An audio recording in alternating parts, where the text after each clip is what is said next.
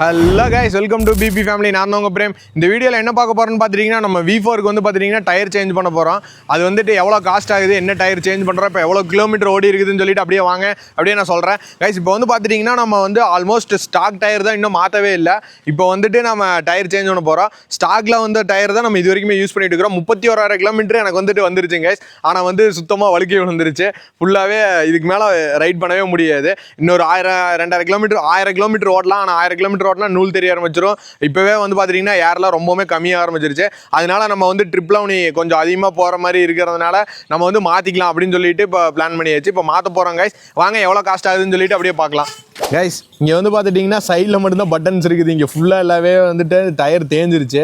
ஆனால் வந்து நான் ஏர்லாம் கரெக்டாக மெயின்டைன் பண்ணேன். அதனால வந்து பார்த்துட்டிங்கன்னா எனக்கு 31,000 கிலோமீட்டர் ஓடி இருக்குது.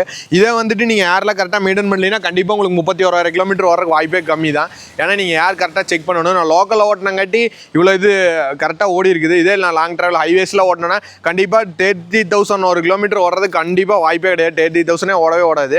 ஒரு 20,000 25,000லேயே கண்டிப்பாக நீங்கள் மாற்றுற மாதிரி தான் வரும். நான் அதிகமாக வந்துட்டு லோக்கலில் ஓட்டுறதுனால தான் வந்துட்டு எனக்கு டயர் வந்து இவ்வளோ நாள் லைஃப் வந்துருக்குது. அதனால நம்ம வெளியே எங்கேயும் போகாமல் இருக்க முடியாது. அதனால வந்து நம்ம யூஸ்க்கு எப்போ தெரியுதோ அப்போ நம்ம மாற்றிக்க வேண்டியதுதான். அப்போதைக்கு என்ன பெஸ்ட்டுக்கு தான் மாற்றலாம். கைஸ், நம்ம வந்து இப்போ பார்த்துட்டிங்கன்னா MRF டயர் மாற்றலாம்னு சொல்லிட்டு தான் இப்போ வரைக்கும் நம்ம பிளான் பண்ணி வச்சிருக்கிறேன். இப்போ போய் MRF ஷோரூமில் வந்து நம்ம எவ்வளோ ப்ரைஸ்ன்னு கேட்க போகிறோம். கேட்டுட்டு எவ்வளோ ஆகுதுன்னு சொல்லி உங்களுக்கு நான் சொல்கிறேன். கைஸ், MRF ஷோரூமில் வந்து இப்போ வந்து டயர் கேட்டோம். எவ்வளோன்னு சொல்லியிருக்கிறாங்கன்னா 2,000 சொல்லியிருக்கிறாங்க. 100க்கு 80-17 வந்து பார்த்துட்டிங்கன்னா 2,000 சொல்லியிருக்கிறாங்க. MRF மாற்றலாமா இல்லை வேறு அப்போலோ எல்லாமே மாற்றலாமான்னு பார்த்தீங்கன்னா எல்லாமே சேம் இதே காஸ்ட்டு தான் வருது. சரி, நான் ஆல்ரெடி வந்து ஸ்டாக் டயரே இருந்துச்சு, அதுவே மாற்றிக்கலாம் அப்படின்னு சொல்லிட்டு நான் பார்க்குறேன். அதனால வந்துட்டு நான் MRFே மாற்றிக்கலான்னு ஒரு டிசிஷன் வந்துட்டேன். ஏன்னா இங்கே லோக்கலில் வந்து பார்த்துட்டிங்கன்னா MRF ஷோரூம் இங்கே அதான் பக்கத்தில் இருக்குது. இது அப்போலோ ஷோரூம் அந்த மாதிரிலாம் எதுவும் இல்லை. இதே வந்துட்டிங்கன்னா குடோனில் எடுத்தால் இன்னொரு 200-300 கம்மியாகுது. இருந்தாலும் சரி, ஓகே, நம்ம ஸ்டாக் டயர் மாற்றிட்டோம். 30,000 கிலோமீட்டர் நீ அடுத்து இப்போவே ஆல்மோஸ்ட் 5 வருஷம் ஆச்சு. அதுக்கு அடுத்து 5 வருஷத்துக்கு நம்ம பிரச்சனை இல்லை. அதனால வந்து நம்ம MRF டீலர்கிட்டே மாற்ற போகிறோம். நம்ம போயிட்டு அப்படியே மாற்றும் போது உங்களுக்கு வீடியோ காமிக்கிறேன் கைஸ்.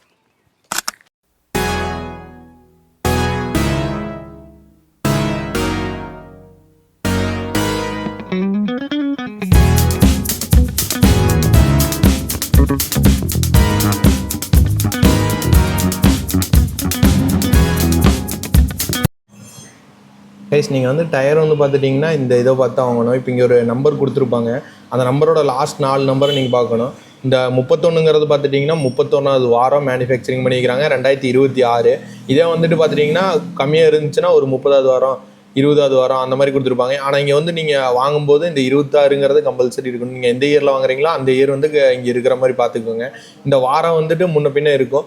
ஒரு மாதம் 2 மாதம் அப்படின்னா பிரச்சனை இல்லை. ஏன்னா டயர் வந்து நீங்கள் கரெக்டாக மேனேஜ் பண்ணிக்கிற பக்கம் எடுத்திங்கன்னா பிரச்சனையே இருக்காது உங்களுக்கு. மற்றபடி நீங்கள் எங்கேயாச்சும் வெளியே எங்கேயாவது வாங்குறீங்க, டீலரில் வாங்குறீங்கன்னா கண்டிப்பாக நீங்கள் இதெல்லாம் பார்த்து வாங்கணும். MRF ஆத்தரைஸ்டு டீலர்கிட்ட மட்டும் வாங்குங்க. நீங்கள் எந்த டயர் எடுத்திங்கன்னா அது ஒரு ஆத்தரைஸ்டு டீலர்கிட்ட வாங்கிக்கோங்க. அதே மாதிரி பார்த்துட்டிங்கன்னா இங்கே போட்டிருப்பாங்க.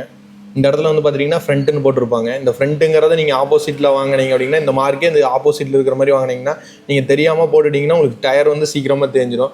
இப்போ 30,000 ஓடுதுன்னா உங்களுக்கு 10,000லேயே டயர் தேஞ்சிடும். இந்த மாதிரி தெரியாமல் போட்டுறாதீங்க. இப்போ நம்ம மாத்திர சைஸ் வந்து பார்த்துட்டிங்கன்னா 100க்கு 80-17 அதே ஸ்டாக்கு அதே சைஸ் தான் நம்ம போடுறோம். எந்த சைஸுமே அப்கிரேட் பண்ணல. ஏன்னா இதுக்கு மேலே சைஸ் அப்கிரேட் பண்ணால் ஃப்ரண்ட் சைஸ்க்கு வந்து பெருசாக தெரியாது அப்படின்னு சொல்லிட்டு நம்ம எந்த சைஸுமே அப்கிரேட் பண்ணல. அதே சைஸ் தான் நம்ம போடுறோம்.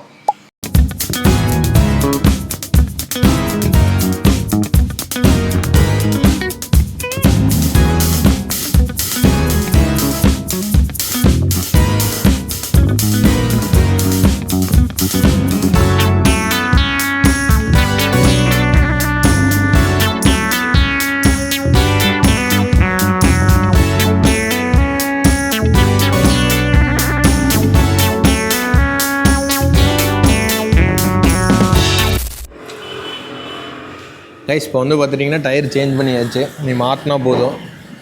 இதுக்கு முன்னாடி இருந்த டயரை தான் கைஸ், அதே தான் இருக்குது. அதே சைஸு அதே டிசைனு எல்லாமே அதே போட்டுட்டா. இப்போ வந்து மாட்ட போகிறோம். நீங்கள் ஷோரூமில் மாற்றினீங்கன்னா என்ன இதுன்னா பெனிஃபிட் அப்படின்னா இந்த சைடில் பார்த்துட்டிங்கன்னா இந்த சின்ன சின்ன டேமேஜஸ்லாம் இருக்கும். இதெல்லாம் பார்த்திங்கன்னா எனக்கு கல் அடிச்சாச்சு. இதே நீங்கள் வெளியே மெக்கானிக் செட்டில் கொடுத்து மாட்டினீங்கன்னா இந்த மாதிரியெல்லாம் உறிஞ்சிட்டு வந்துடும். இது ஒரு சைடு உறிஞ்சிருச்சு அப்படின்னா நீங்கள் அப்படியே அது தொடர்ந்து அப்படியே கன்யூஸ் ஆகும். இதெல்லாம் கல் அடிச்சானது. இதுக்கு முன்னாடி நான் டயரே மாற்றினதில்லை. இதே நீங்கள் மெக்கானிக் கடையில் கொடுத்து மாற்றினீங்கன்னா இந்த பெயிண்ட் உறிஞ்சாலும் அப்படியே தெரியும். இதாங்க கைஸ், நீங்கள் ஷோரூமில் கொடுத்து மாட்டினீங்கன்னா வந்து பெனிஃபிட்டு. இதே நீங்கள் மாட்டுறதை பார்த்துருப்பீங்க, மிஷினரிஸ் வச்சு மாட்டியிருப்பாங்க. அதனால் உங்களுக்கு கொஞ்சம் நல்லாயிருக்கும். ஸ்க்ராச்சஸ் எதுவுமே தெரியாது.